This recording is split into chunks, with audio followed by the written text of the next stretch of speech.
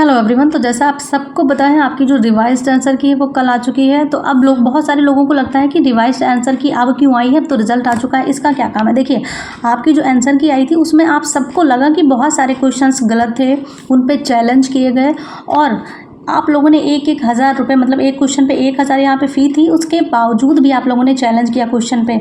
लेकिन फिर उसके बाद रिजल्ट आ गया तो पता नहीं चला कि भाई हमने जो चैलेंज किया हमें उस पर मार्क्स मिले भी या नहीं। तो जो ये रिवाइज आंसर की है ये वही दिखाएगी, यहाँ पे वही आपको इसमें देखने को मिलेगा कि जिन क्वेश्चंस पे जो है चैलेंज हुए थे, कितने वहाँ पे चैलेंज आपके बोर्ड ने एक्सेप्ट किए, उसके बाद वहाँ पे जो नंबर बन रहे हैं आपके, वो चीज़ यहाँ पे आई है। तो उसको आप देख सकते हैं। आपको यहाँ पे पता तो होना चाहिए कि कम से कम जो गलत क्वेश्चन थे, कौन सा जो है बोर्ड ने क्वेश्चन गलत माना है, किस क्वेश्चन को उसने एज इट इज़ वहाँ पे वही मान लिया है जो पहले उनकी आंसर की दी थी।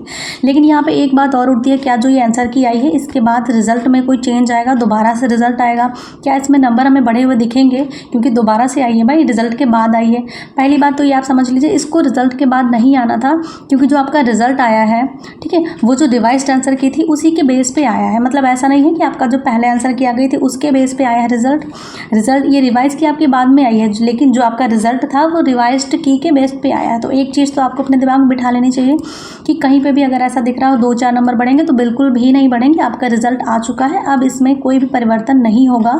अगर आपका अभी भी जैसे आपको लग रहा है 1 या 2 नंबर से आपका सीटेट क्वालिफाई नहीं हुआ है, या आपने 2-3 अटेम्प्ट दे दिए हैं, उसके बावजूद भी आप 1-2 नंबर से हर बार रह जाते हैं, तो वहाँ पे आपके लिए ज़रूरी जानना यह है कि कौन सा सब्जेक्ट ऐसा है जहाँ पे आपका स्कोर कम हो रहा है। कोई एक ऐसी चीज़ होगी जिसकी वजह से आप हर बार 1-2 नंबर से रह रहे हैं, या तो पेडागॉजी होगी या तो कॉन्सेप्ट आपके क्लियर नहीं होंगे।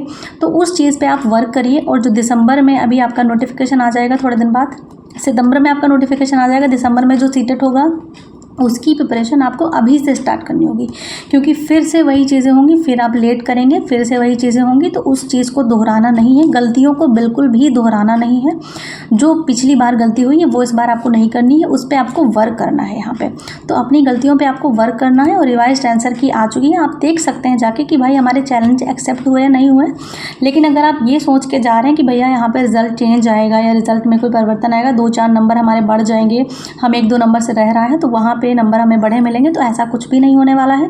जो आपका रिजल्ट आ चुका है वही सेम आपका रहेगा। तो जो आपका रिजल्ट आ चुका है सेम वही नंबर आपके, मान के चलिए आपके सीटेट में है, आपका कोई भी अब नंबर में चेंज नहीं होगा, वो आपका फाइनल रिजल्ट ही था। तो यहाँ पे अब आपके पास सिर्फ एक ऑप्शन बचा है, आप सीटेट दिसंबर की प्रिपरेशन करिए। तो यहाँ पे अगर हम ईवीएस की बात करें तो उसमें जो भी चीज़ें होती हैं, यानी 15 नंबर की पेडागॉजी आएगी, 15 नंबर का आपका जो एनसीईआरटी पे बेस्ड जो आपके क्वेश्चंस आएंगे, कॉन्सेप्ट आएंगे, उसके वीडियोज़ आपको हमारे चैनल पर प्रॉपर मिलेंगे। तो अगर पहली बार आए हैं तो हमारे चैनल को सब्सक्राइब करिएगा। इस बार मैं आपको मैथ की पेडागॉजी और मैथ के भी क्वेश्चन जो आपके सीटेट में पूछे जाते हैं उसके वीडियोज़ भी आपको यहाँ पर मिलने वाले हैं। बाकी आप हमारे टेलीग्राम चैनल से भी जुड़ सकते हैं। तो ये था आज का हमारा छोटा सा वीडियो। मिलता है नेक्स्ट टॉपिक के साथ। Thanks for watching.